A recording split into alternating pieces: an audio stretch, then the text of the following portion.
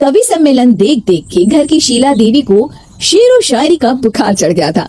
अब वो सीधे मुंह किसी को जवाब ही नहीं देती थी। उनके पति और उनका बेटा तो काम करने घर से बाहर चले जाते थे और उनकी शायरी झेलनी पड़ती थी बहू रेणु को। अब सास बोलती नहीं, अर्ज करती थी, संदूक पे रखी संदूक, संदूक में रखे झुमके, बहू झुमके निकाल के दे मेरे, कहाँ लगा रही है ठुमके। माँ जी, झुमके तो आपके निकाल दूंगी मैं, लेकिन आपके दिमाग से ये शायरी का भूत कैसे निकलेगा? छोटे लोग नहीं समझेंगे, शायरी है शौक बड़ा, तू अपने काम से काम रख, मेरे काम में मत टांग अड़ा। शौक अलग बात है, लेकिन हर चीज में अपना शौक डाल देने से जगह साई हो सकती है सासू माँ। अरे मैं हूँ एक नंबर कलाकार, कोई ऐसी वैसी बला नहीं, तुम घर के कामों में उलझी, समझोगी मेरी कला नहीं। ठीक है माँ जी, आप नहीं समझती तो कोई बात नहीं, लाओ मैं आपकी झुमके ही निकाल कर दे देती हूँ। बहू सास की झुमकी निकाल कर देती है और वहाँ से चली जाती है।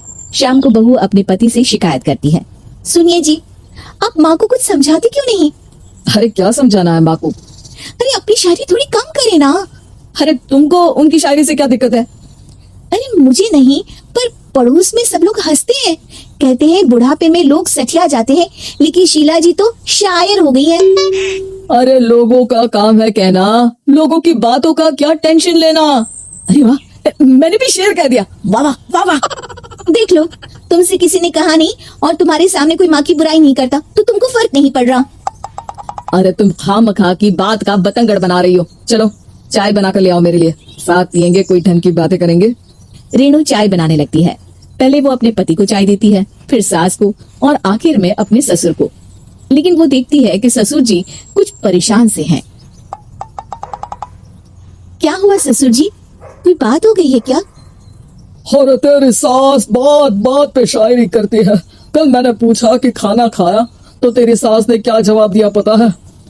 अरे गलती की और आरोपी ने कोड़े खा लिए फटाफट, खाना तो नहीं पर पकोड़े खा लिए झटाझट। अब बता क्या जवाब दूं इस बात का? वो तो सभी से शायरी में ही बात कर रही हैं, मुझे भी समझ में नहीं आता कि क्या करूं मैं। बेटा उसको उसी की भाषा में जवाब देना पड़ेगा। मैं तो आम बातचीत में भी उसके सामने कुछ नहीं बोल पाता, शायरी में क्या बोलूंगा भला। ससुर ने जैसे ही कहा कि उसको उसी की भाषा में जवाब देना पड़ेगा, बहू को ये बात जच गई।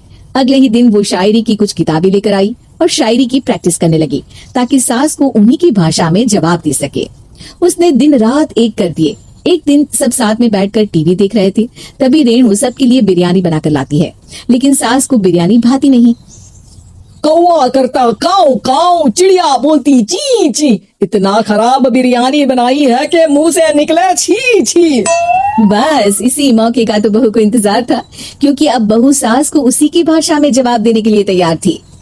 माँ जी, हमको अपनी ये बेकार शायरी ना सुनाइए, जैसी भी बनी है बिरयानी चुपचाप खाइए।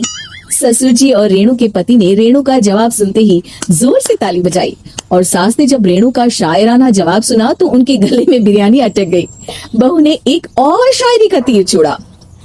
शायरी में बहू के सामने सास हो जाएगी ढेर, क्योंकि सास मारेंगी एक शेर तो बहू मारेगी 1.25 शेर। सास को छोड़ के सब वाह वाह करने लगते हैं। आज पहली बार सास को नहले पे दहला मिला था और रेणु ने सास का मुंह चुप करा दिया था। अगले दिन रेणु का पति उससे कहता है, अरे वाह, तुमने तो बाकी बोलती ही बंद कर दी, मजा आ गया। अब मेरे लिए कुछ बना दो, खाकर मैं काम पर चला जाऊं। शायरी ही है मेरा जीवन, वही करूंगी जी भर के, नौकरानी रख लो कोई, काम नहीं करूंगी मैं घर के। अरे तुम क्या माँ जैसी हरकतें करने लगी, सीधे सीधे बात करो ना। हो गई कल शायरी, रोज थोड़ी ना करोगी। शीशी भरी गुलाब की पत्थर पे फोड़ दो, जो मुझे शायरी से रोके उसके कान मरोड़ दो। पति घबराकर वहां से चला जाता है और बाहर उसके पिताजी के पास जाकर बैठ जाता है। दोनों अपनी बीवियों की शायरी से परेशान है। ससुर को पछतावा होता है कि क्यों उसने बहू को सास की भाषा में ही जवाब देने का आइडिया दिया। अब तो घर में 2 शायर हैं। दोनों एक साथ दुखी स्वर में कहते हैं, हम दोनों की ही बीवियां जब से शायर हो गई है, क्या बताएं, जिंदगी एक फटा हुआ टायर हो गई है।